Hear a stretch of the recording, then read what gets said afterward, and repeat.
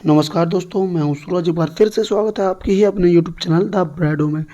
और हम करेंगे आज का टॉपिक है वो है आदिकालीन से संबंधित तथ्य। दोस्तों, इन तथ्यों से क्वेश्चन बन चुके हैं। अब इसमें है क्या चीज़ें, मैं तुम्हें पहले से बता देता हूँ कि जो रामचंद्र शुक्ल जी हैं, उन्होंने पूरे आदिकाल को 4 प्रकरणों में बाँटा था। दोस्तों, कितने प्रकरणों में बाँटा था? 4 प्रकरण में बाँटा था। अब उसमें क्या होता है कि 4 प्रकरणों में से भी बाँटने में जो उन्होंने 4 प्रकरणों में बाँट दिया, अब वो एक लाइन दे देता है और बोलता है कि ये लाइन जो है किस प्रकरण से उद्गृत है या फिर इस किस प्रकरण से आई है। तो वहाँ पे बड़ा कन्फ्यूजन हो जाता है कि ये लाइन जो होगी किस प्रकरण से लिखी होगी या दी होगी। तो उन प्रकरणों को जानने के लिए, समझने के लिए क्या करना है दोस्तों, हम अभी आपको बताएंगे कि आप कैसे पकड़ोगे कि ये किस प्रकरण की हो सकती है। अब अगला क्वेश्चन देखते हैं। देखो इधर क्या बोल रहा है ये।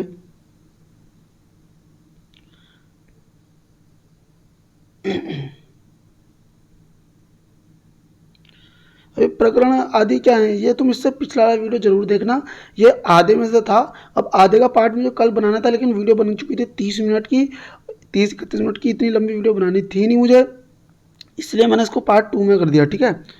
प्राकृति की 3 अवस्थाएं पाई जाती है। देखो दोस्तों, प्राकृति की कितनी अवस्थाएं पाई जाती हैं?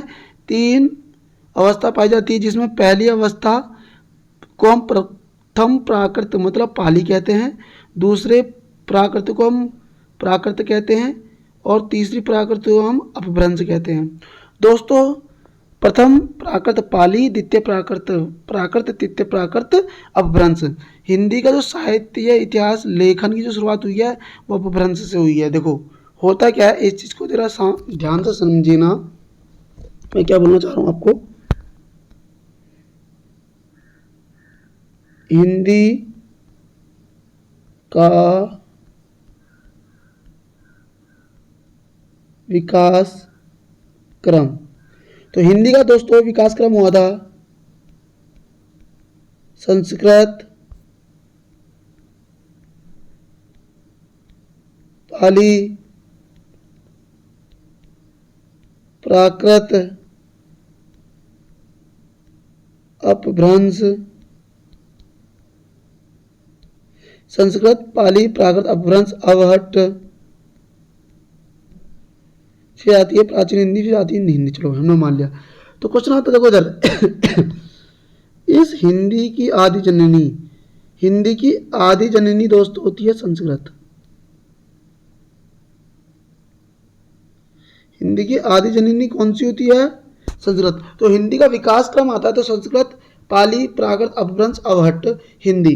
तो हिंदी की आदि जननी क्या हो गई? संस्कृत। लेकिन हिंदी का मतलब साहित्य लेखन की शुरुआत, या फिर हम बोल सकते हैं इतिहास लेखन की शुरुआत किस काल से मानी जाती है? तो अपभ्रंश से मानी जाती है। ठीक है, अपभ्रंश से मानी जाती है।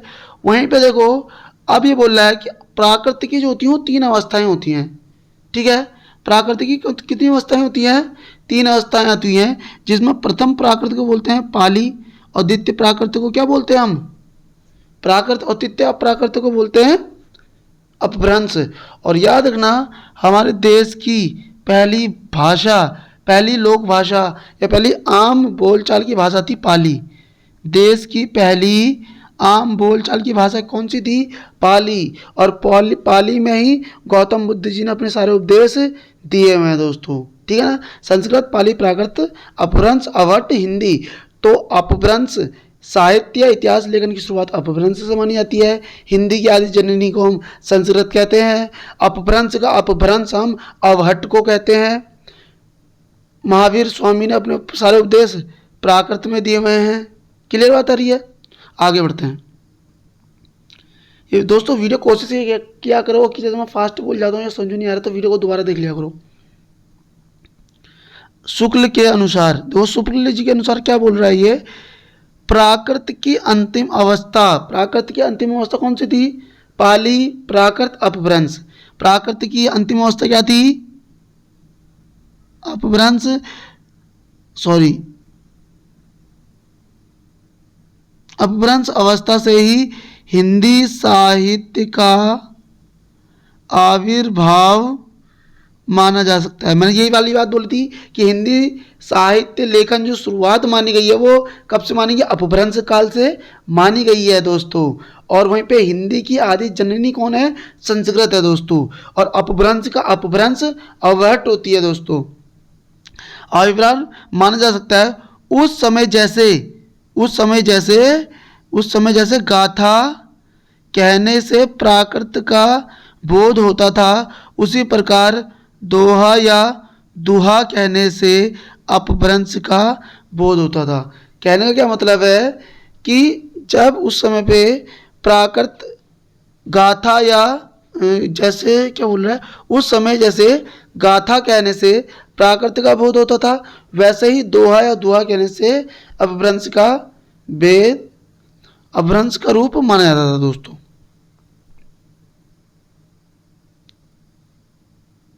आगे बढ़ते हैं। शुक्ल जी ने आदिकाल को 4 प्रकरणों में विभाजित किया। आपने में यही क्वेश्चन है कि आदिकाल को रामचंद्र शुक्ल जी ने कितने प्रकरणों में विभाजित किया था दोस्तों, तो 4 प्रकरणों में। तो पहला प्रकरण कौन सा था, देखो सामान्य परिचय। सामान्य परिचय से संबंधित रामचंद्र शुक्ल के जो भी कथन आएंगे तो याद रखना किससे संबंधित होंगे, प्रथम प्रकरण से। अपभ्रंश काव्य में देखो मैंने आपको बताया था रामचंद्र शुक्ल जी ने अपभ्रंश काव्य की संख्या कितनी मानी है, 4 मानी थी। देश भाषा में कालों की संख्या कितनी मानी इनने, 8 मानी। मतलब कि इधर देखते हैं, अगर बात आ जाए विजय देव रासो की, हमीर रासो की, कीर्ति लता की, कीर्ति पताका की, इनसे संबंधित तथ्य उन्होंने दोस्तों दूसरे प्रकरणों में लिखे होंगे। पक्का याद रखना, कीर्ति लता से संबंधित कोई भी तथ्य आ जाए कि रामचंद्र शुक्ल ने इस कथन का ये कथन किस प्रकरण के द्वारा भेजा था या किस प्रकरण में लिखा था, आप सीधे बोल देंगे किस प्रकरण में, दूसरे प्रकरण में। अब हम बात करेंगे दोस्तों प्रकरण 3 की और देश भाषा की। देश भाषा में 8 ग्रंथ लिखे थे उन्होंने, तो 8 कौन कौन से थे उन सबको हमें पता ही है। चौथे में यहाँ पर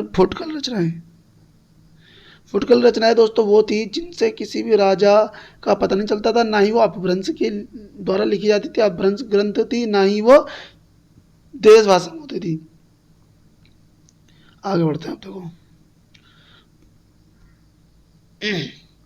प्रकरण 1 क्या देख के चल रहे हैं दोस्तों, हम प्रकरण 1 देख के चल रहे हैं। इसे देख के चल रहे हैं। इसमें देखो क्वेश्चन क्या आएगा कि अनिर्दिष्ट, पहली लाइन देखो क्या है, अनिर्दिष्ट लोक प्रवृत्ति 150 वर्षों के इतिहास में किसी विशेष प्रवृत्ति निश्चय नहीं होती है। धर्म नीति श्रृंगार वीर सब प्रकार की रचनाएं दोहों में मिलती हैं। आदिकाल के अंतर्गत धर्म नीति श्रृंगार वीर सब प्रकार की रचनाएं दोहों में मिलती है। और आदिकाल के 150 वर्षों के इतिहास के अंतर्गत किसी विशेष प्रवृत्ति का निश्चय नहीं हो पाती। विशेष प्रवृत्ति से दोस्तों समझ रहे हैं, इधर देखो देखो इसमें फुटकल रचनाएं भी मिल रही है, देश भाषा में भी मिल रही है, अपभ्रंश में भी हमें मिल रही है। मतलब किसी एक विशेष प्रवृत्ति पे बात नहीं चल रही है। अपभ्रंश वाले अलग ही लिख रहे हैं, देश भाषा वाले अलग लिख रहे हैं और फुटकल अलग लिख रहे हैं। इसीलिए सबसे ज़्यादा हजारी प्रसाद द्विवेदी ने भी आदिकाल को बोला था अत्यधिक विरोधों और व्याघातों का युग, क्योंकि उसकी जो शुरुआत थी हर लेखक ने अपने तरीके से करी है कि ये ऐसे नहीं ऐसे हुआ, ये ऐसे नहीं ऐसे हुआ। तो सबसे ज़्यादा विवाद लेखकों के मध्य, साहित्यकारों के मध्य किसी काल को लेकर है तो वो दोस्तों आदिकाल है। इस चीज़ को याद रखना। इसलिए रामचंद्र शुक्ल जी ने भी क्या बोला था, देखो रामचंद्र शुक्ल जी क्या बोलते हैं कि अनिर्दिष्ट लोक प्रवृत्ति किस काल के लिए यूज करी थी उन्होंने, प्रकरण 1 के लिए और आदिकाल के लिए। अब प्रकरण 2 में देखते क्या बोला उन्होंने। दोस्तों ये क्वेश्चन बहुत बनते हैं। जब तक भाषा बोलचाल में थी तब तक वह भाषा या देश भाषा कहलाती रही। मतलब देश भाषा कौन सी होगी या बोलचाल भाषा कौन सी होगी दोस्तों, बोलचाल भाषा देश भाषा वही होगी जो देश में चल रही है एक प्रकार से। और वो बोला जब तक भाषा बोलचाल में थी तब तक वह भाषा देश भाषा कहलाती थी। जब जब वह भी साहित्य की भाषा हो गई तब उसके लिए अपभ्रंश शब्द का प्रयोग व्यवहार में होने लगा। मतलब जब भाषा एक आम बोलचाल में थी, चार लोग बोलते थे, उस समय पे उस भाषा के लिए क्या नाम आता था? देश भाषा बोलते थे हम उसको, भाषा बोलते थे हम उसको। लेकिन जब उसी भाषा में साहित्य सर्जन होने लगा तो उसका क्या था? लेवल थोड़ा सा बढ़ गया दोस्तों। तो उसको क्या बोलने लगे हम? अपभ्रंश भाषा बोलने लगे। तो देखो अपभ्रंश का ये लाइन देखो, ये बहुत बड़े लाइन आ रहे हैं। और ये किस प्रकरण से था? पहले चीज को समझ लेंगे। जब भाषा बोलचाल में थी तब वह भाषा या देश भाषा कहलाती रही। जब वह भी साहित्य की भाषा हो गई तब उसके लिए अपभ्रंश शब्द का व्यवहार में होने लगा। प्रकरण 2 का कथन है। अब दूसरी लाइन देखो क्या आ रही है? अपभ्रंश नाम से, अपभ्रंश नाम पहले पहल बल्लवी, देखो पहली पहल किसके नाम से हुई है? बल्लवी के राजा, बल्लवी एक जगह है, उसके राजा है धारसेन के शिलालेख में मिलता है, जिसमें उसने अपने पिता धारसेन ने अपने पिता गुहुसेन विक्रम संवत 650 को संस्कृत, प्राकृत और अपभ्रंश इन तीनों को कवि कहा है।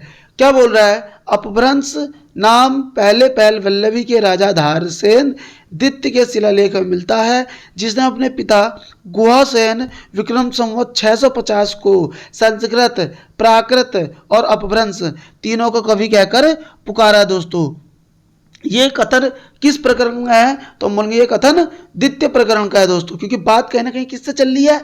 अपभ्रंश से चल रही है। बात किससे चल रही है दोस्तों? इधर देखेंगे, बात किससे चल रही है? अपभ्रंश से चल रही है। ठीक है दोस्तों,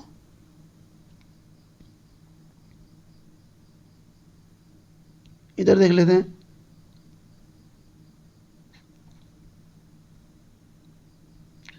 अपभ्रंश शब्द, अपभ्रंश शब्द समझ में आ रही बात? उनकी रचनाएं, ये सारे कथन रामचंद्र शुक्ल जी के चल रहे हैं, पहले तो ये समझ के चलिएगा।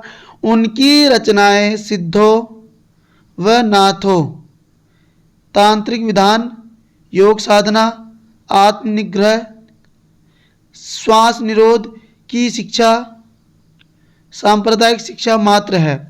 जीवन की स्वाभाविक अनुभूतियों और दशाओं से उनका संबंध नहीं है, अतः वह शुद्ध साहित्य के अंतर्गत नहीं जमा आती है।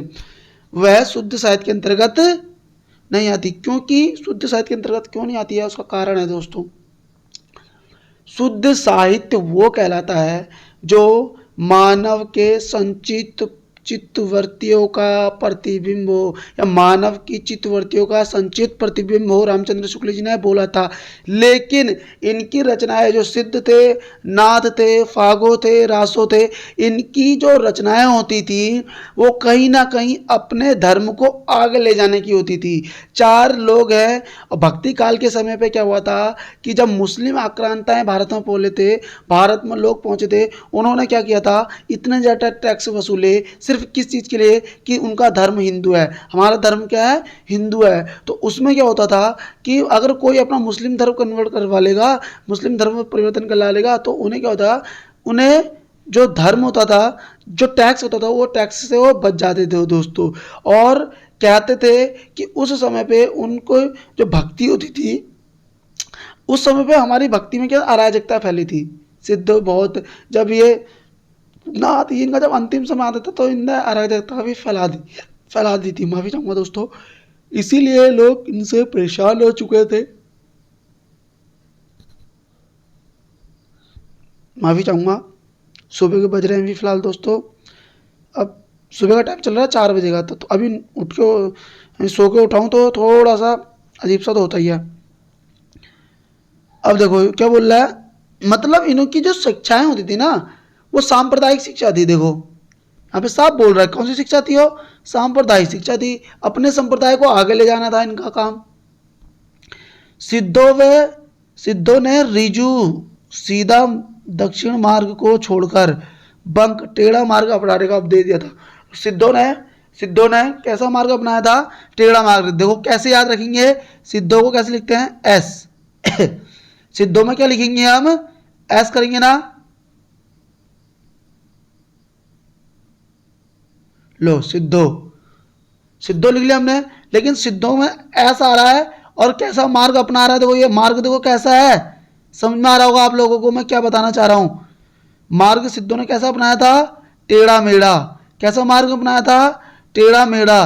टेढ़ा मेढ़ा मार्ग को ही वाम मार्ग बोलते हैं। क्या बोलते हैं? वाम मार्ग बोलते हैं दोस्तों। या तो टेढ़ा मार्ग आ जाए या वाम मार्ग आ जाए, अपनाने का उपदेश दिया था। और कौन सा? सीधा मार्ग इन्होंने छोड़ दिया था। दक्षिण मार्ग इन्होंने कैसा छोड़ दिया था दोस्तों?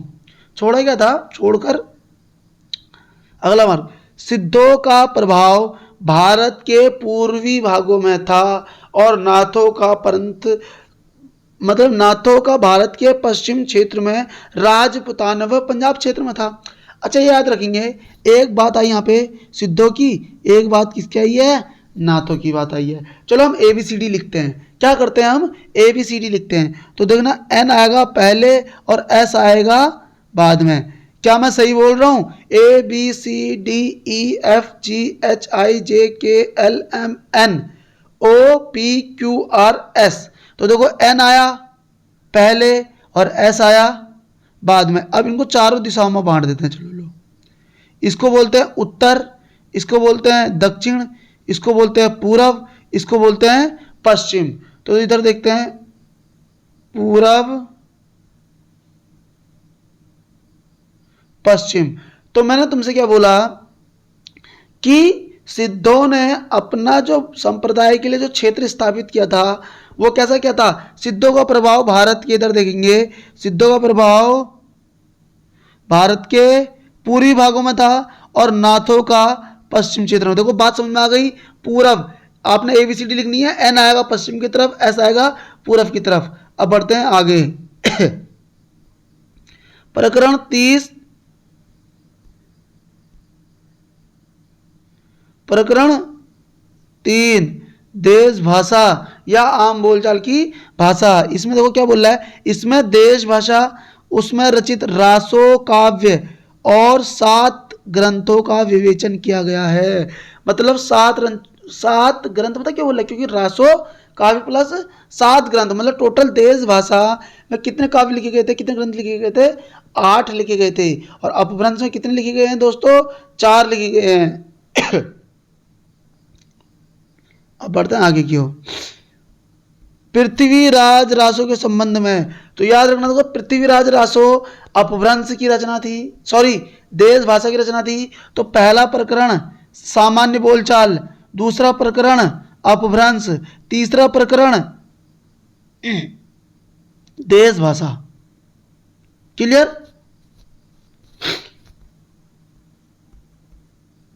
क्या बोल रहे हैं शुक्ल जी? देखते हैं। पृथ्वीराज रासो के संबंध में रामचंद्र शुक्ल जी बोलते हैं, ये चंद्रबरदाई हिंदी के प्रथम महाकवि माने जाते हैं और इनका पृथ्वीराज रासो हिंदी का प्रथम महाकाव्य। मतलब रामचंद्र शुक्ल को, सॉरी वीर चंद्रबरदाई को, लेखक चंद्रबरदाई जो थे उनको रामचंद्र शुक्ल जी ने हिंदी का प्रथम महाकवि माना है और उनकी जो रचना थी पृथ्वीराज रासो को हिंदी का प्रथम महाकाव्य कहकर पुकारा है दोस्तों। इसके लिए देखो उन्होंने क्या बोला था, यह पूरा ग्रंथ वास्तव में जाली है। पृथ्वीराज रासो ने चंद्रबरदाई के पृथ्वीराज रासो को, रामचंद्र शुक्ल जी ने चंद्रबरदाई के पृथ्वीराज रासो के लिए कथन बोला था, यह ग्रंथ पूरा वास्तव में जाली है। और अगला देखो क्या बोल रहा है, यह ग्रंथ ना तो भाषा के इतिहास के और ना ही साहित्य के इतिहास के किसी जिज्ञासु के काम का है। किसने ये बात बोली है दोस्तों? रामचंद्र शुक्ल जी ने क्या बोली थी? यह ग्रंथ ना तो भाषा के इतिहास और ना ही साहित्य के इतिहास के जिज्ञासुओं के काम का है। आगे बढ़ते हैं और देखो किस प्रकरण में ये बात चल रही है।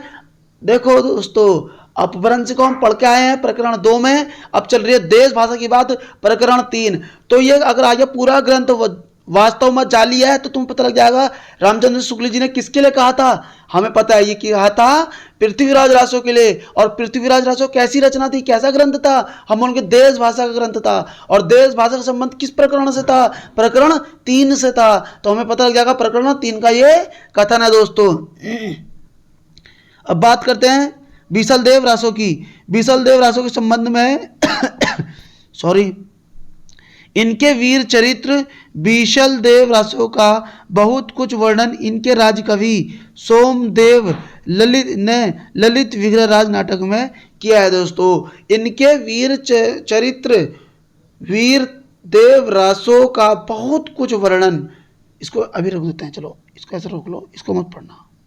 इनके वीर चरित्र मतलब बीसलदेव रासो का, और बीसलदेव रासो का नाम पता क्या है, याद रखना, विग्रहराज चतुर्थ भी है इसका नाम। बीसलदेव रासो का नाम क्या है, विग्रहराज चतुर्थ। इनके वीर चरित्र का बहुत कुछ वर्णन इनके राजकवि सोमदेव की ललित विग्रह राज नाटक में है।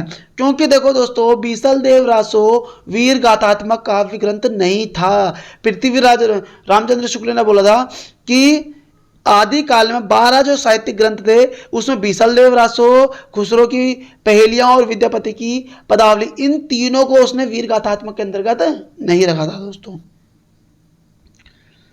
क्या बोल रहा है, बीसलदेव रासो में काव्य के अर्थ में रसायन शब्द बार बार आया है, अतः हमारी समझ में इसी रसायन शब्द से होते हुए रासो है। तो मतलब रामचंद्र शुक्ल ने रासो के लिए क्या शब्द यूज प्रयोग किया है कि रासो की उत्पत्ति किससे हुई है, रसायन से हुई है। रामचंद्र शुक्ल ने रासो की उत्पत्ति किससे मानी है, रासो की उत्पत्ति, दोबारा रिपीट कर रहा हूं, रामचंद्र शुक्ल का जो रासो बना है वो किससे बना है, रसायन से बना है, रसायन। और ये रसायन कहां से आया था, ये आया था आपका बीसलदेव रासो से। रामचंद्र शुक्ल ने जो आदि काल की रचनाओं को रासो ये वीरता ग्रंथ, जो वीर ग्रंथ थे, वीर गाथात्मक ग्रंथों के लिए वीर रासो शब्द का प्रयोग किया था, वो रासो शब्द बीसलदेव के रसायन से आया था दोस्तों। आगे बढ़ते हैं, प्रकरण चतुर्थ फुटकल रचनाएं। आपने देखा होगा फुटकल रचनाएं क्या होती है। देखो, हम किसी परचून की दुकान पे जाते हैं, अब हम एक को तो हम बोल रहे होते हैं भाई ये जो है क्या बोलते हैं हम उसको, बड़े सेलर जो होते हैं अभी मेरे दिमाग में नहीं आ रही है, होल सेलर बोलते हैं उनको, है ना, होल सेलर बोलते हैं। और वहीं पे ही जो छोटी मोटी दुकानें होती है हम उनको बोलते हैं फुटकल दुकान है, फुटकल। उन्होंने अपनी दुकान के आगे लिखा होता है फुटकल विक्रेता। फुटकल मतलब क्या होता है कि छोटी छोटी चीज़ों में, सब चीज़ों का होना छोटी छोटी चीज़ों में, लेकिन एक किसी विशेष रूप से हम जो एक होलसेलर होता है हम बोलते हैं भाई ये स्पोर्ट्स का सामान होलसेल करते हैं, या उसका सामान होलसेलर करते हैं। एक बड़े लेवल पे जो छोटी छोटी चीज़ों को डिस्ट्रीब्यूट करते हैं उसको हम होलसेलर बोलते हैं। तो ये क्या बोलिए, फुटकल रचना है, जो वो छोटी छोटी चीज़ें हैं जो किसी के अंतर्गत नहीं आई है, ना ही अपभ्रंश ग्रंथ के अंतर्गत है, या अपभ्रंश काव्य के अंतर्गत, ना ही देश भाषा के अंतर्गत है। इसको उन्होंने एक अलग ही श्रेणी के अंतर्गत डाला रामचंद्र शुक्ल ने, जिसको प्रकरण 4 और फुटकल रचनाएं कहा दोस्तों। आदि काल में मोटे तौर पर 3 तरह की, कितने तरह की दोस्तों, 3 तरह की भाषा मिलती थी। अगले में देखते हैं अपभ्रंश, देश भाषा, मुक्त भाषा। मुक्त भाषा क्या थी दोस्तों, यही वाली थी जिसके अंतर्गत क्यों ना क्या करा इन्होंने उनके अंतर्गत इन्होंने क्या डाला है, देखो ये मुक्तक को डाल दिया है। या फिर हम जिसको भी हम बात कर रहे थे, किसकी बात कर रहे थे हम, यहाँ पे देखो फुटकल रचनाओं की। तो अपभ्रंश, देश भाषा और मुक्तक में देखो क्या अंतर है। सबसे पहले अपभ्रंश में देखते हैं, प्राकृत की रूढ़ी में बहुत कुछ बद्ध भाषा, प्राकृत की रूढ़ियों में, क्योंकि इस प्राकृत संस्कृत पाली प्राकृत अपभ्रंश, तो उस अपभ्रंश में प्राकृत की जो रूढ़ियां थी, पीढ़ियां बोल सकते हैं, कुछ बद्ध थी। और देश भाषा में देखो क्या थी, प्राकृत की रूढ़ी में बहुत कुछ मुक्त थी। तो देश भाषा जब वहां से अपभ्रंश से हट गई थी तब वो क्या थी, देश भाषा कहलाती थी दोस्तों। मुक्त भाषा पूर्णतः मुक्त, विद्यापति और खुसरो के जो पद थे वो कैसे थे, पूर्ण मुक्तक थे दोस्तों। अपभ्रंश के 3 रूपों में देखने को मिलते हैं दोस्तों, प्रचलित काव्य, सिद्धों में दूसरी थी सद्य ककड़ी, तीसरी अपभ्रंश, श्रांगधर और विद्यापति। ठीक है दोस्तों। अपभ्रंश के हमें कितने रूप देखने को मिलता है आदिकाल में? 3। एक तो होती है प्रचलित काव्य भाषा, जिनमें सिद्धों ने अपने जो धर्म उपदेश ये चीजें दी हुई हैं। अब देखो दूसरी चीज आ रही है सद्दू ककड़ी, नाथ नाथ न नाथों का प्रयोग हुआ था सद्दू ककड़ी, और आगे जाके नाथों से ही ये चीजें गई थी किसके पास? संतों के पास, कबीरदासों के पास, क्योंकि उनकी भाषा भी कैसी थी? सद्दू ककड़ी भाषा थी। अपभ्रंश श्रांगधर और विद्यापति, श्रांगधर और हम्मीर देव। देखो श्रांगधर में देखो क्या है? हम्मीर देव। देखो श्रांग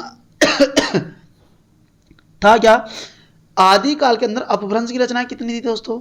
मैंने कहा था विजय होगी हम्मीर की, तो विजयपाल रासो, हम्मीर रासो, है ना, कीर्तिलता और कीर्ति पताका। तो न श्रांगधर तो डाला हम्मीर रासो के लिए, विद्यापति ने डाल दिया कीर्तिलता और कीर्ति पताका के लिए। ठीक है दोस्तों। और अन्य जो डाल दिए ये छोटे जो संत थे जो सांप्रदायिक शिक्षा देते थे दोस्तों। आगे बढ़ते हैं हम। देश भाषा में देखो क्या है? पिंगल और डिंगल। देश भाषा में कौन सी बोलियां थी? डिंगल थी। तो देखो पहले हमने डिंगल का कोड बनाया था, डिंगल का डर, डिंगल का दोस्तों डर। अपभ्रंश के साथ जब राजस्थानी जुड़ जाती है, अपभ्रंश भाषा के शब्दों के साथ जब राजस्थानी भाषा के शब्दों का प्रयोग किया जाता है तो डिंगल शैली बन जाती है। यह शैली कर्णप्रिय नहीं मानी जाती है। इसमें शब्दावली जो होती है कठोर होती है, कर्कश होती है, और ये कर्णप्रिय नहीं मानी जाती है। और ये वीडियो अगर आपको देखनी तो पिछली वीडियो में जाओ दोस्तों, जो भी मेरी वीडियो अगर तुम देख रहे हो तो यकीनन अगर आप पूरी वीडियो देखते हो ना, मैं कम से कम 5 बुकों से लिखता हूँ दोस्तों। कभी कभी मुझे खुद हंसी आती है कि मैं इतनी मेहनत कर रहा हूँ लेकिन व्यूज़ नहीं आ रहा। हमें मुझे पता है ना, जब अगर हम ऑफलाइन जब पढ़ाते हैं इतनी अगर 6 बुकों से 7 बुकों का मिश्रण ऑफलाइन क्लास में दे दूँ ना, बच्चे ना पागल हो जाएंगे भाई साहब। हकीकत बता रहा हूँ मैं इन चीज़ों को, और हम ऐसा करते भी हैं उनमें, लेकिन हमें अच्छा लगता है क्योंकि वहाँ पे बच्चे सामने बैठे होते हैं, कई सारे क्वेश्चन पुट अप हो रहे होते हैं, हम उनका आंसर दे रहे होते हैं, कई क्वेश्चन का आंसर नहीं भी दे रहे होते हैं, अगले दिन पढ़ के आते हैं, अगले दिन दे रहे होते हैं। उनको उनके लिए भी इतनी मेहनत हो रही है, लेकिन मैं तुम्हें बताऊँ ये यूजीसी नेट के लिए उससे ज़्यादा मेहनत हो रही है। लेकिन तुम्हारे पास ये पहुंच रहा है, लेकिन ये पता नहीं क्यों तुम इसको पूरी तरीके से देख नहीं पा रहे हो। उसका क्या रीजन है मैं इतना नहीं समझ पा रहा हूं। अब देखो पिंगल में क्या थी? जब पिंगल में होता है पिंगल का पब, पिंगल का क्या होता है? पब। अपभ्रंश के साथ जब ब्रज शब्द जुड़ जाएंगे, इसमें क्या होती है? कोमल कांत पदावली का प्रयोग किया जाता है। इसके शब्द काफी कर्णप्रिय माने जाते हैं। कर्णप्रिय कहने का मतलब है जो कान को हृदय को तृप्त कर देते हैं, वो शैली कौन सी है? पिंगल शैली है दोस्तों।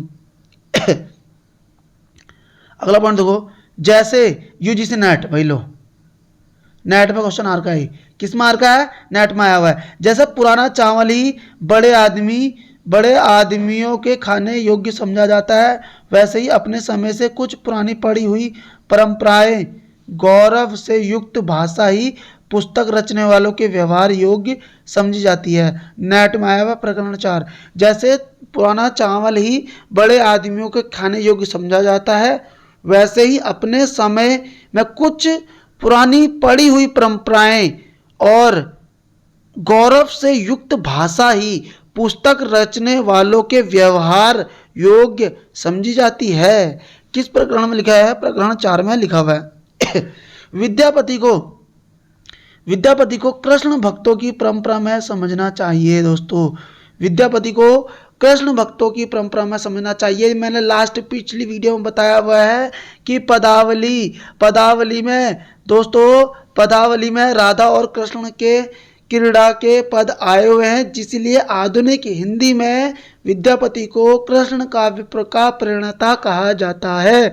ये लाइन फिर से रिपीट हो रही है, आदिकाल को कृष्ण भक्तों की परंपरा में नहीं समझना चाहिए। लेकिन देखो इसमें क्या लिखा हुआ है कि विद्यापति को कृष्ण भक्तों की परंपरा में नहीं समझना चाहिए। यह कथन किसने लिखा है? रामचंद्र शुक्ल ने लिखा है। लेकिन याद रखना, कृष्ण भक्ति के लिए माना भी जाता है किसका नाम? विद्यापति का नाम। अब अगला लाइन देखो, आध्यात्मिक रंग के चश्मे, इन पदों के लिए भी ये रामचंद्र शुक्ल जी का कथन है कि आध्यात्मिक क्या ये लाइन पूरी मैं तुम्हें सुन के बता देता हूँ, 2 मिनट देना मुझे आप। वो क्या बोल रहा है? आध्यात्मिक रंग के चश्मे आजकल बहुत सस्ते हो गए हैं, उन्हें चढ़ाकर जैसे कुछ लोग गीत गोविंद के पदों को आध्यात्मिक संगीत देते हैं, वैसे ही विद्यापति के इन पदों को भी क्या बोल देते हैं? वो आध्यात्मिक बोल देते हैं, जबकि ये क्या है ना, गलत है। अगला क्वेश्चन देखो क्या बोल रहा है इसमें, हजारी पर ये किसका नाम बोल रहे थे हम? विद्यापति के बारे में। तो विद्यापति में एक लाइन आ रही है दोस्तों, अगर मिल जाए तो 1 मिनट समय हमने ले लिया ज़्यादा, हाँ मिल गया। देखो, हिंदी में विद्यापति को कृष्ण गीति परंपरा का प्रवर्तक माना जाता है। रामचंद्र शुक्ल ने बोला था कि विद्यापति को कृष्ण भक्तों की परंपरा में ना समझना चाहिए। रामचंद्र शुक्ल का कथन है ये कि विद्यापति को कृष्ण भक्तों की परंपरा में नहीं समझो, लेकिन हिंदी में विद्यापति को कृष्ण गीति परंपरा का प्रवर्तक माना जाता है। हिंदी में, आधुनिक हिंदी में विद्यापति को कृष्ण गीति परंपरा का प्रवर्तक माना जाता है। तो दोस्तों, दी गई जानकारी अगर आपको अच्छी लगती है, मेरे नोट्स आपको अच्छे लग रहे हैं, तो प्लीज़ मेरी वीडियो को आप लाइक करेंगे, मेरे चैनल को सब्सक्राइब करेंगे और प्यारा से कमेंट जरूर लिखेंगे दोस्तों। तो मिलते हैं नेक्स्ट वीडियो में। दिन में डाल दूंगा एक वीडियो, अब एक वीडियो धीरे धीरे मैं 3 वीडियो डालना स्टार्ट कर दूंगा। अब पहले मैं भी सिर्फ 2 डाल रहा हूँ, एक सुबह एक रात को डालता हूँ, अब मैं दिन में भी डालूंगा दोस्तों। तो मिलते हैं 2 बजे, बाय बाय, लव यू।